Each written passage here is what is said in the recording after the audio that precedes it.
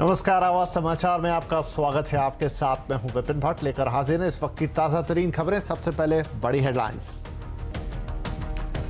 वारिस Punjab day के chief Amritpal Singh को पकड़ने के लिए पंजाब पुलिस का सर्च अभियान जारी। बीएसएफ और एसएसबी को भी किया अलर्ट। अब तक 100 से ज्यादा अमृतपाल समर्थक गिरफ्तार।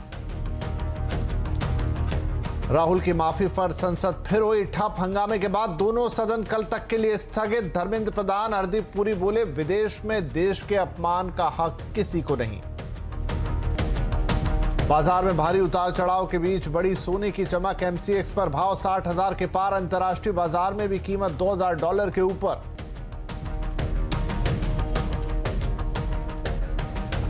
बैंकिंग संकट के बीच बाजार में गिरावट का दौर जारी, लेकिन बंद होते होते भारतीय बाजारों में आज रही अच्छी रिकवरी। निफ्टी निचले स्तरों से 170 पॉइंट सुधर कर 17,000 के करीब हुआ बंद।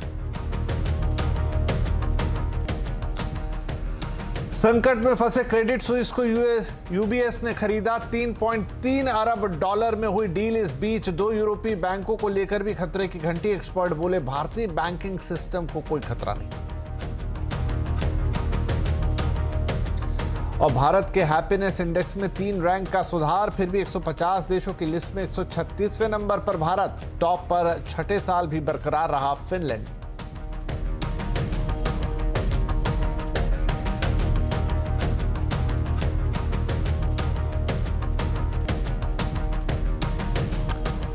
तो खबरें ढेर सारी हैं, लेकिन शुरुआत करेंगे पंजाब की खबरों के साथ, क्योंकि वारिस पंजाब डे चीफ अमृतपाल सिंह को पकड़ने के लिए बीएसएफ और एसएसबी को अलर्ट कर दिया गया है। खुलेआम खालिस्तान का समर्थन करने वाले अमृतपाल सिंह के बारे में सुरक्षा एजेंसियों को शक है कि वो सीमा पार कर पाकिस्तान या नेपाल भागने की कोशिश कर सकता है। अमृतपाल को पंजाब पुलिस ने शनिवार को जालंधर मोगा रोड पर महतपुर के पास पकड़ने का प्लान बनाया था, लेकिन नाकेदार के पास अमृतपाल अपनी गाड़ी और मोबाइल फोन छोड़कर भाग निकला। पंजाब में 2 दिन के क्रैकडाउन के बाद पुलिस ने अमृतपाल के 100 से ज्यादा सहयोगियों को गिरफ्तार कर लिया है और हथियार भी बरामद किए हैं। इधर अमृतपाल समर्थकों की गतिविधियों पर रोक लगाने के लिए पंजाब सरकार ने कल दोपहर तक के लिए पूरे राज्य में इंटरनेट को सस्पेंड कर रखा है। इधर एक हेबियस कॉर्पस याचिका पर पंजाब हरियाणा हाईकोर्ट पंजाब सरकार को नोटिस जारी कर चुकी है, जिसमें याचिका में यह आरोप लगाया गया है कि पंजाब सरकार ने अमृतपाल को गैर कानूनी तरीके से हिरासत में ले रखा है।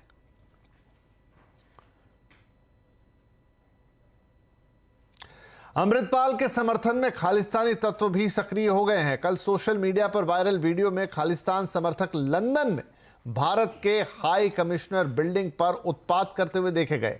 भारत सरकार ने इंडिया हाउस पर खालिस्तान समर्थकों के प्रदर्शनों और तिरंगा उतारने की घटना की कड़ी निंदा की है और उस पर प्रतिक्रिया दी है। और रविवार रात को भारत में ब्रिटिश डिप्टी हाई कमिश्नर को तलब भी किया गया। भारत ने कड़े शब्दों में कहा है कि राजनयिक परिसर की सुरक्षा के प्रति ब्रिटिश सरकार की उदासीनता स्वीकार करने योग्य नहीं है। उम्मीद की जाती है कि ब्रिटेन सरकार तुरंत दोषियों को पकड़कर सजा दिलाएगी और भविष्य में ऐसी किसी घटना को रोकने के उपाय करेगी। वहीं ब्रिटिश हाई कमिश्नर ने एक ट्वीट करके इस घटना की कड़ी निंदा की है और कहा है कि यह स्वीकार करने योग्य नहीं है। लंदन स्थित भारतीय हाई कमिश्नर के ऑफिस के बाहर से हमारे सहयोगी संजय सूरी इस घटना की पूरी डिटेल दे रहे हैं। तो ये पीछे भारत भवन है, इंडियन हाई कमीशन लंदन में पुलिस का पहरा है। लेकिन अब पहरे से क्या फ़ायदा, जब खालिस्तानी यहाँ पहुँचे इतवार के दिन तो यहाँ पर कोई पहरा नहीं था, कोई सिक्योरिटी का इंतज़ाम नहीं था। लोग पहुँचे ही खालिस्तानी और पत्थर बरसाने शुरू किए यहाँ पर बिल्डिंग पर। पीछे शीशे टूटे हुए हैं, सारे रास्ते जितने भी खिड़कियाँ हैं टूटी पड़ी हैं। एक के बाद एक उन्होंने पत्थर बरसाए। साथ में एक बंदा जो है वहाँ पे बैल्कनी पे चढ़ा और भारत का झंडा नीचे खींचा। कुछ लोग जो यहाँ पे खड़े थे उन्होंने उसका साथ दिया और झंडा बिल्कुल नीचे खींच दिया। कोशिश की कि एक खालिस्तान का झंडा लहराया जाए, लेकिन इस बीच कुछ भारतीय अधिकारी जो सिक्योरिटी का इंतज़ाम करते हैं बिल्डिंग के अंदर, वो आए अंदर से और उसे रोका। देखने की बात है कि पुलिस का कोई इंतज़ाम नहीं था, लेकिन कुछ देर के बाद पुलिस ज़रूर आई, लेकिन सिर्फ 3-4 लोग आए मोटरसाइकिल पर और उन्होंने कुछ खास नहीं किया। आके खड़े हो गए और बल्कि खालिस्तानियों ने उन पर हमला करना शुरू किया। एक ने वापस धक्का दिया एक खालिस्तानी को, लेकिन इसके ज़्यादा उन्होंने कोई कार्रवाई नहीं की। उसके बाद ये जो खालिस्तानी थे चुप करके निकल के चले गए और पुलिस देखती रह गई। उनके सामने ये अपराध हुआ है, उनके सामने खिड़कियां टूटी हुई हैं, झंडे को नीचे खींचा गया, अपराध उनकी आंखों के सामने है, लेकिन वो देखते रहे और उन्होंने कुछ नहीं किया। शाम को जाके कई घंटों के बाद पुलिस ने एक स्टेटमेंट दी कि एक बंदे को गिरफ्तार किया गया है किसी अन्य स्थान पर, लेकिन उसका भी कुछ पता नहीं आगे कोई कार्रवाई होगी या नहीं। पहले जब भी इस तरह की घटनाएं हुई हैं तो कोई कार्रवाई नहीं हुई। भारत की तरफ से एक बड़ी ज़बरदस्त कंप्लेंट भारतीय सरकार की ओर से ब्रिटिश हाई कमीशन दिल्ली में रखी गई है और देखना है कि डिप्लोमेटिक तौर पर वो भारत का साथ देते हैं और पुलिस कुछ कदम तो ले इन लोगों के खिलाफ। जी, तो ये घटना का विवरण दे रहे थे लंदन से। और इस समय अमृतपाल को खोजने के लिए, जैसा हमने आपको बताया, बीएसएफ, एसएसबी, तमाम एजेंसियों को लगाया गया है। डर है कि वो सीमा पार करके या तो नेपाल या फिर पाकिस्तान में जा सकता है। आईएसआई के साथ लिंक की भी बातें हो रही हैं और सरकार यहाँ पर अलर्ट मोड में है। पंजाब के अंदर तो इनफैक्ट इंटरनेट को भी फिलहाल बंद कर रखा है और धरपकड़ जारी है। ताज़ा अपडेट लगातार आपको देंगे, लेकिन अब कुछ और खबरों का रुख करेंगे। ग्लोबल बैंकिंग संकट के बीच सोने में जबरदस्त चमक देखी जा रही है। बाजार की गिरावट के बीच सोने ने आज नया रिकॉर्ड बना दिया। एमसीएक्स पर सोना 60,000 के पार निकल चुका है। वहीं कॉमेक्स पर भी ये 11 महीने की ऊंचाई पर है। सोने की इस चाल को हम और समझेंगे। हमारे साथ जुड़ रही हैं हमारी कमोडिटी एडिटर मनीषा गुप्ता, आगे यतिन मोता भी जुड़ेंगे। लेकिन मनीषा जी, सोने में ये जबरदस्त तेजी 60,000 के पार, क्या आगे भी तेजी रहने की उम्मीद है और क्या कारण है इसके पीछे? 60 के ठाठ है यहां पर सोने में और 60,000 रुपए प्रति 10 ग्राम के ऑल टाइम हाईज हमने यहां पर बाजार में बनते हुए देखे हैं। अंतर्राष्ट्रीय बाजारों की अगर बात करें तो यहां पर भी अच्छी खासी तेजी है। इसी साल में हमने 1810 का लो छुआ था और वहां से 2000 के लेवल्स के ऊपर अब यहां पर कारोबार है। कॉमेक्स में ऑल टाइम हाई 2058 का है, तो अभी हम वहां से 50 से 60 डॉलर कमजोर हैं, लेकिन बाजार को लगता है कि वो बहुत दूर नहीं है। आपको बता दें कि पिछले 5 सालों में लगातार सोने ने अच्छे खासे रिटर्न्स आपको दिए हैं। अगर 2021 निकाल दें, जहां पर भी एक माइनर ब्लिप ही था, बाकी सब सालों में एक डबल डिजिट रिटर्न हमने सोने की तरफ से आता हुआ देखा है। और इस साल में तो पहले क्वार्टर में ही करीबन 10% की तेजी आपकी स्क्रीन पर। यह है सोने का सुनहरा सफर। 10,000 रुपए प्रति 10 ग्राम हमने देखा था 2006 में, 20,000 का लेवल टूटा 2010 में, 2012 में 30,000 के स्तर भी हमने सोने को निकालता हुआ देखा। 2022 एक इंपॉर्टेंट साल था बिकॉज इस साल में सोने ने ना सिर्फ 40,000 बल्कि 50,000 का भी आंकड़ा तोड़ा और इस साल में अब हमने 60,000 के लेवल सोने को निकालते हुए देखा है। यहां से और भी तेजी की उम्मीद की जा सकती है और सिर्फ भारत में ही नहीं, जहां पर हमने ऑल टाइम हाई बनते हुए देखा है, बल्कि दुबई, ऑस्ट्रेलिया और यूके में भी ऑल टाइम हाईज यहां पर सोने ने छुए हैं। और आगे जाकर माना यह जा रहा है कि हम 62 से 63,000 तक के लेवल्स छू पाएंगे। ये रिपोर्ट है एक्सिस, निर्मल बांग, आईएफएल और केडिया कमोडिटीज की तरफ से, जिनका मानना है कि सोने में आगे तेजी बरकरार रह सकती है और जून तक आपको ये स्तर देखने को मिल पाएंगे। काफी सारे फैक्टर्स हैं जो यहां पर सपोर्टिव रहे हैं। ग्लोबल जो बैंकिंग संकट है उसकी वजह से करीबन $2 ट्रिलियन लिक्विडिटी बाजार में आई है, जिसका सपोर्ट हमने सोने चांदी में आता हुआ देखा है। सेंट्रल बैंक तो यहां पर सोना खरीद ही रहे हैं। रिसेशन की चिंताएं भी हैं जिनका सपोर्ट है और डॉलर में जो गिरावट है उसका भी फायदा है। और सबसे बड़ी बात है 22 मार्च की, जहां पर माना जा रहा है कि यूएस फेड 25 बेसिस पॉइंट की ही रेट हाइक करेंगे, तो सोना क्लियरली वहां से काफी कुछ हिम्मत लेता हुआ।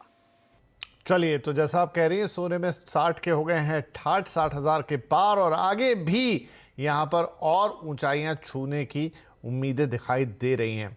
लेकिन ऐसा क्यों हो रहा है, उसका एक बड़ा कारण ये भी है। चलिए, ताज़ा भाव आपको बता देते हैं। अभी 59,622 पर कारोबार करता हुआ, थोड़ा बहुत करेक्शन इसमें चलता रहेगा, लेकिन 60 के ठाठ आज सोने ने पूरे कर दिए हैं। लेकिन ये सब क्यों हो रहा है, उसका एक बड़ा रीज़न ये भी है कि बाज़ारों में भारी उतार चढ़ाव है, दबाव है और उसका फ़ायदा सोने को मिल रहा है। खराब ग्लोबल संकेतों से आज भी भारतीय बाज़ारों में शुरुआत में तो भारी बिकवाली रही, लेकिन आखिरी घंटे में एक रिकवरी भी हमने देखी। निफ्टी निचले स्तर से करीब 170 पॉइंट्स तक आज सुधरा है। बाजार का हाल हम समझेंगे। हमारे साथ है सुमित मेहरोत्रा। तो सुमित, बाजार में एक उतार चढ़ाव भारी, हालांकि रिकवरी शानदार आखिर में, और सबसे ज़्यादा एक्शन कहाँ देखने को मिला आज?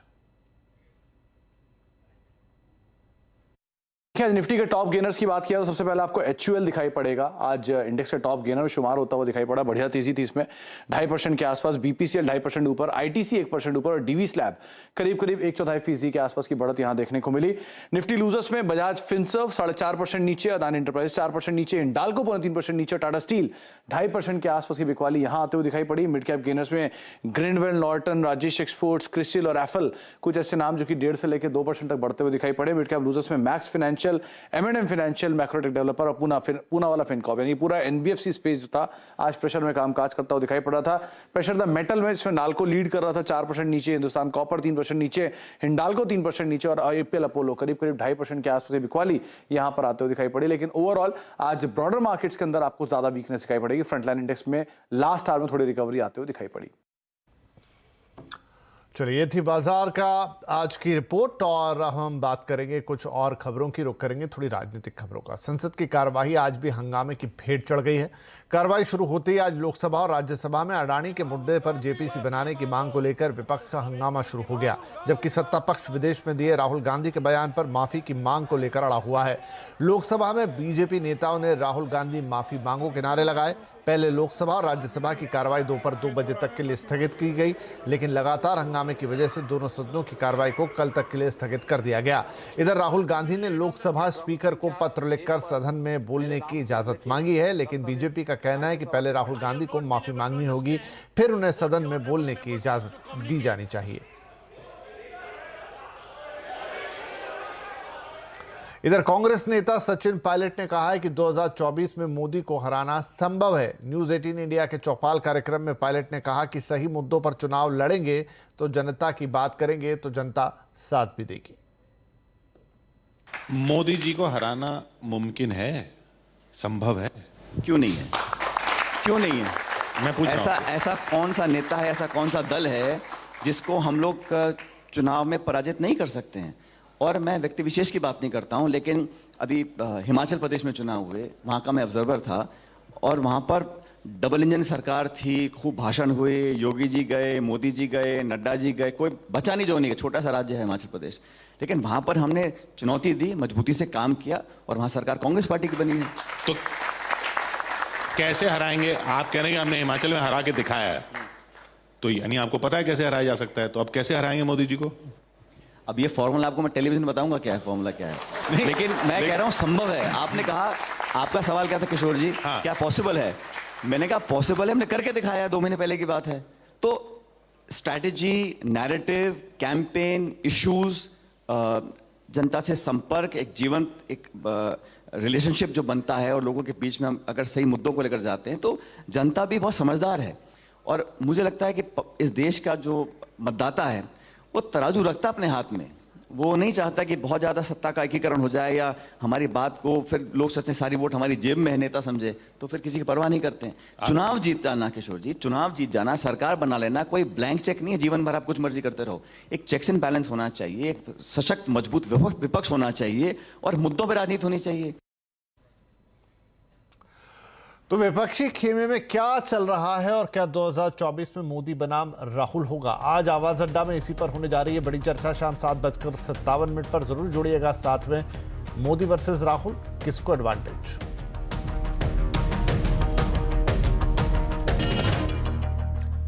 Welcome back. खुश रहना सबके लिए जरूरी है, लेकिन जब बात बड़े लेवल पर जाती है तो कौन सा देश कितना खुश है इसका एक इंडेक्स हर साल आता है। आज वर्ल्ड हैप्पीनेस डे है और उस पर भी ये इंडेक्स जारी हुआ है। भारत की हैप्पीनेस रैंकिंग में 3 पायदान का सुधार देखने को मिला है।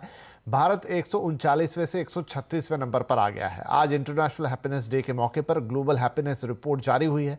इस रिपोर्ट में लगातार छठे साल फिनलैंड टॉप पर है, डेनमार्क ने दूसरा तो आयरलैंड ने तीसरा पायदान हासिल किया है। आपको बता दें कि रिपोर्ट 150 देशों के लोगों से बात करके बनाई जाती है।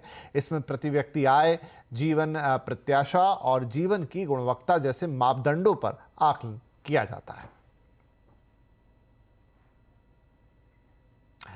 तो क्या आपको पता है कि अपना हैप्पीनेस इंडेक्स क्या है खुश रहने का एक सही फॉर्मूला जानने के लिए जरूर जुड़िए आज हमारे साथ कंज्यूमर अड्डा में शाम 5:57 पर। खुश रहो, मस्त रहो, लेकिन कैसे, यही बताएंगे आपको।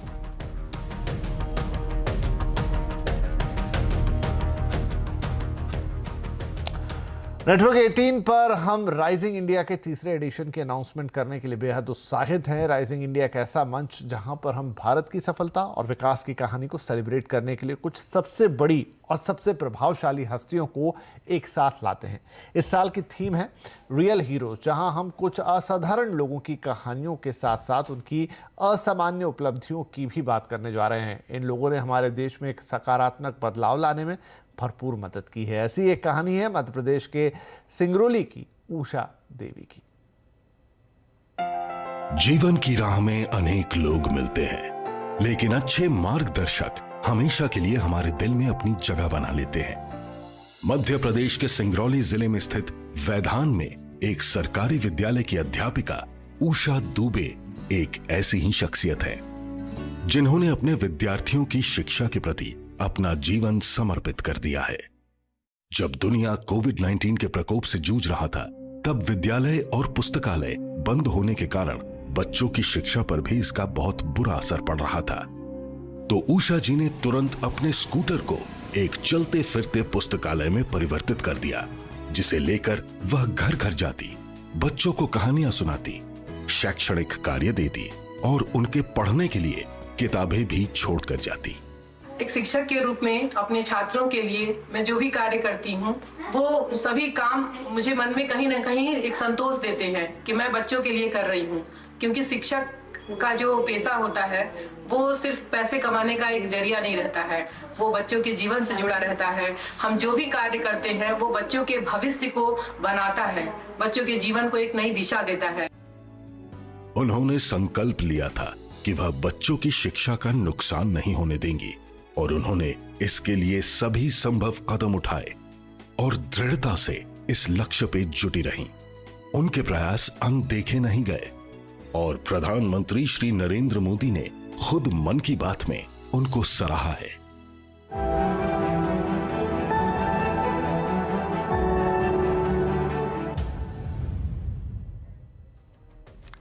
तो देखते रहिए हमारी खास पेशकश राइजिंग इंडिया, जहां हम देश के असली हीरोज की असली कहानियां आप तक लेकर आते हैं। तो इस बुलेटिन में फिलहाल इतना ही। CNBC आवाज पर खबरों का सिलसिला जारी है।